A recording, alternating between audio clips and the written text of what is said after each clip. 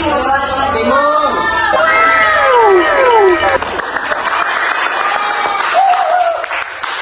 Oke, saya ini kenal lo konco-koncoku ya. Halo Rek, kenal lo jenengku Hendra. Halo Rek, kenalku Nasir. Halo Rek, jenengku Syifa Khalis Fadila. Halo Rek, jenengku Tiasa. Halo Rek, kenal lo jenengku Fitri. Oke, saya ini aku di konco-konco kita kenal lo ya. Selamat menyaksikan. Oke, jadi aku mau sekarang membahas tentang asal usul Probolinggo. Nah, asal usul Probolinggo itu dari Prabu Hayamuruk ditemani Patih Gajah Mada pada saat itu melakukan perjalanan ke suatu desa yang pada saat itu namanya itu Bangker. Nah, terus menurut Prabu Panca Sastra, Prabu Hayamuruk itu terpesona sama pemandangan di daerah tersebut gitu. Boleh Nah, terus saat mau melanjutkan perjalanannya, Prabu Hayamuruk itu merasa gak mau pergi dari daerah ini gitu. Sampai akhirnya pada tanggal 4 September tahun 1359 Masehi, Prabu Hayamuruk itu di daerah tersebut memperluas daerahnya gitu. Nah, sejak saat itu tuh masyarakat di sana mengenal daerah tersebut tuh sebagai Prabu Lindi gitu, karena tempat Prabu untuk lindi atau bersinggahan Prabu. Nah, lama-lamaan Prabu Lindi itu menjadi Probolinggo. Itu banyak bakal dijelasin oleh rekan saya. Oke, jadi dilanjut sebagai pengganti Kompeni mengangkat Raden Temenggung Brojonegoro sebagai bupati kedua di Bangar tersebut. Pada tahun 1770, nama Bangar diubah oleh Temenggung Brojonegoro dari Probolinggo, yang mana Probo itu Sinar dan Linggo itu Tugu. Sehingga Probolinggo tadi Sinar yang berbentuk tubuh badan tongkat. Nah, nama tersebut memungkinkan diambil dari meteor Jepang yang jatuh. Dan Probolinggo ini merupakan salah satu jalur utama yang menghubungkan Pulau Jawa dan Pulau Bali. Selanjutnya boleh dinas. Dan selanjutnya akan dijelaskan oleh teman saya. Di sini saya akan menceritakan tentang kisah cinta dari Magelan dan Minahjigo. Dahulu kala di sebuah kerajaan Majapahit yang megah, hiduplah seorang putra mahkota bernama Danulan. Danulan tumbuh menjadi seorang pemuda yang gagah, berani dan berbakat dalam seni bela diri. Namun keberaniannya tidak hanya sebatas dalam medan perang, tetapi juga keberanian dan kepandaiannya dalam berbicara. Pada suatu hari, Raja Brawijaya, ayah dari Danulan, memerintahkan putranya untuk menaklukkan kerajaan Blambangan yang terletak di timur Majapahit. Kerajaan Blambangan dipimpin oleh seorang prabu yang sangat bijaksana dan berani yang bernama Danulan. Setelah itu, Danulan bersiap-siap untuk melaksanakan perintah ayahnya. Kemudian, saat berada di perjalanan, ia menemukan wanita yang sangat cantik. Wanita tersebut bernama Minahjigo. Minahjigo merupakan putri dari Prabu Damarlan. Meskipun berada di dua kerajaan yang berbeda dan posisi yang sedang berlawanan, mereka jatuh cinta pada pandangan pertama. Namun hubungan mereka dipenuhi berbagai rintangan. Damarlan tidak mendapatkan restu dari Raja Damarlan. Setelah itu, mereka pun bekerja sama. Minahjigo dan Damarlan bekerja sama untuk mendapatkan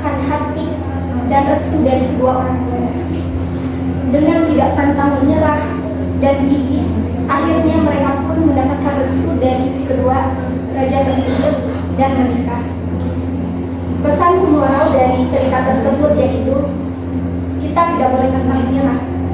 Karena di setiap kesulitan pasti ada kemudahan. Terima kasih.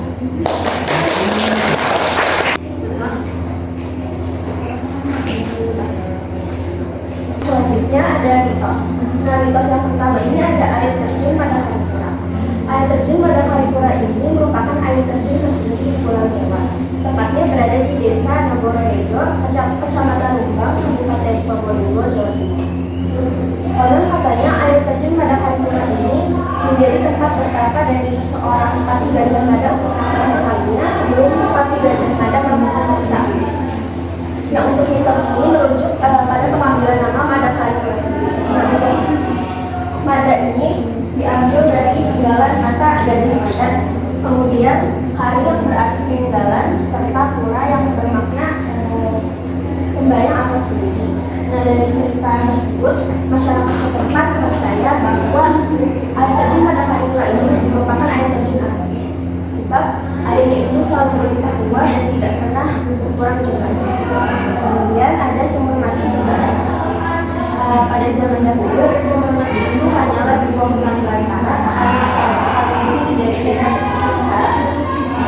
Saat itu warga sulit sekali mencari sumber air bersih. Mereka hanya mengandalkan sungai yang menjadi sumber air bersih saat itu.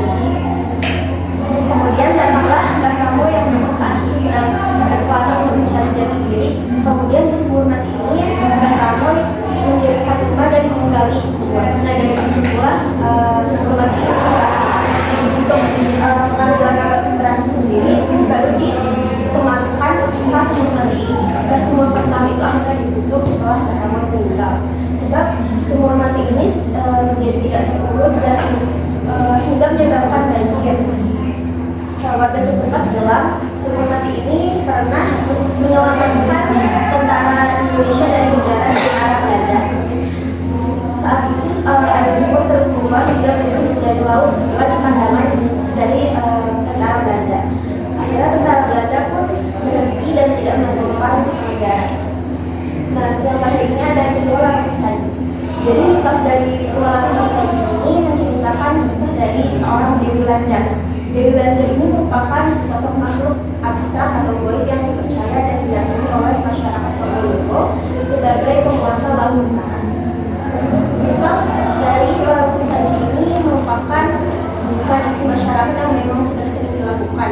Dilakukannya itu dengan cara memberi sesuatu atau sesaji kepada penguasa yang dipercaya dengan cara dihanyutkan atau dilarutkan ke laut sebagai ungkapan rasa syukur atas rezeki, kemudian atas keselamatan, atas hasil panen selama setahun, serta rasa semoga mereka mengharapkan hal-hal baik tanpa ada tantangan kemudian hari.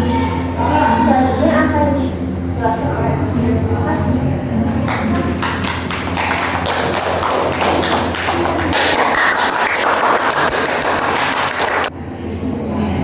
Nah, selanjutnya ada makanan khas. Yang pertama ada nasi jagung. Nasi jagung ini terbuat dari butiran jagung yang biasanya dijadikan makan burung. Yang kedua ada keransaan, seperti pada soto biasanya. Yang ketiga ada kepiting otak.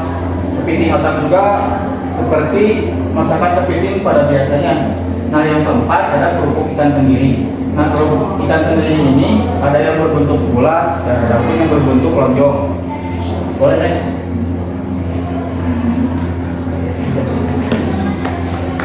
Selanjutnya saya akan menjelaskan tentang kali-kali tradisional. Kali Kelipang ini ciri khasnya dia menggunakan lonceng-lonceng yang kayak sapi itu di sebelah kanannya. Terus dan ciri utamanya itu adalah penasinya adalah laki-laki. Dan yang kedua itu ada kalapan sapi. Kalapan sapi ini sangat ciri khas banget di wilayah Probolinggo. Dan ini kan menggunakan baju yang merah putih. Merah putih itu biasanya dipakai sama orang Madura gitu. Karapan sapi itu biasanya sapi-sapi yang buat membajak sawah dipakai balapan. Balapan misal contohnya di sebelah sana ada lawan singa dan sebelah sini ada lawan si bebek. Jadi kita kayak balapan sapi gitu. Terus yang ketiga ada tali pangole. Pangole ini ciri khas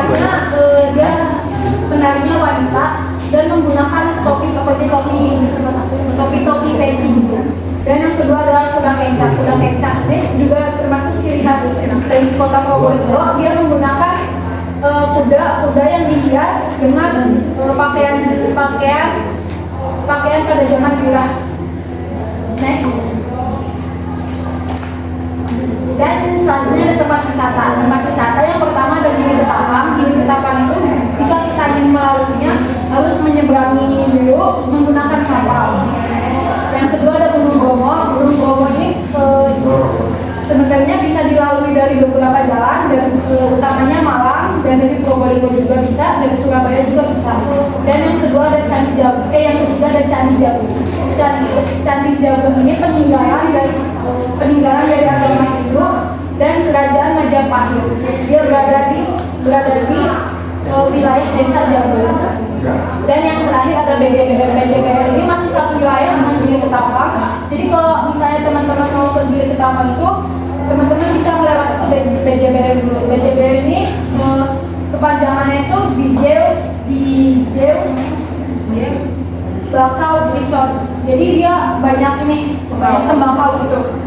Tembakau kan salah satu manfaatnya buat menanggulangi kalau misalnya airnya itu lagi pasang ya.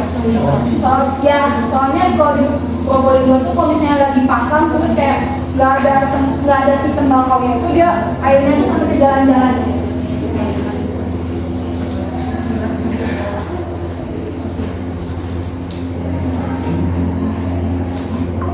Referensi. Next. Referensi.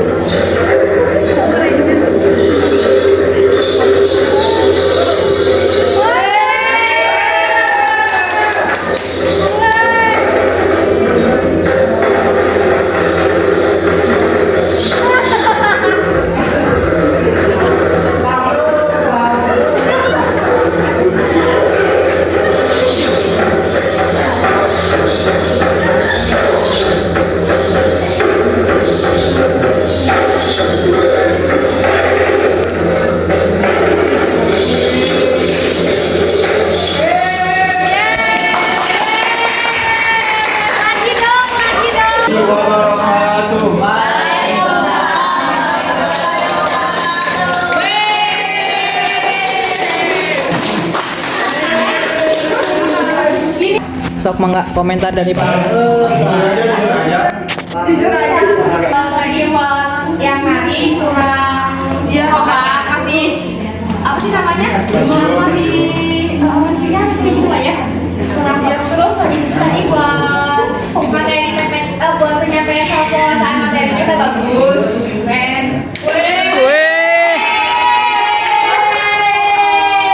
Cuman sayangnya di PPT-nya itu masih terlalu banyak kalimat. Jadi di PPT itu lebih singkat lagi buat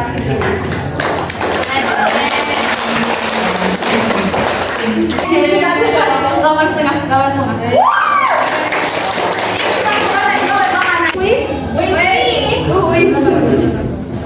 Yang pertama, sebelum Probolinggo, daerah tersebut namanya apa?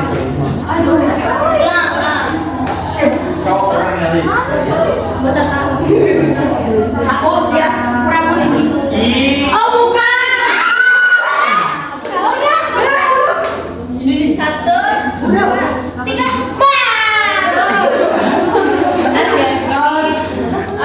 Desa Bangher. Yang kedua, pada tahun berapa Diponegoro mengubah nama Bangar menjadi Probolinggo. 2, 3.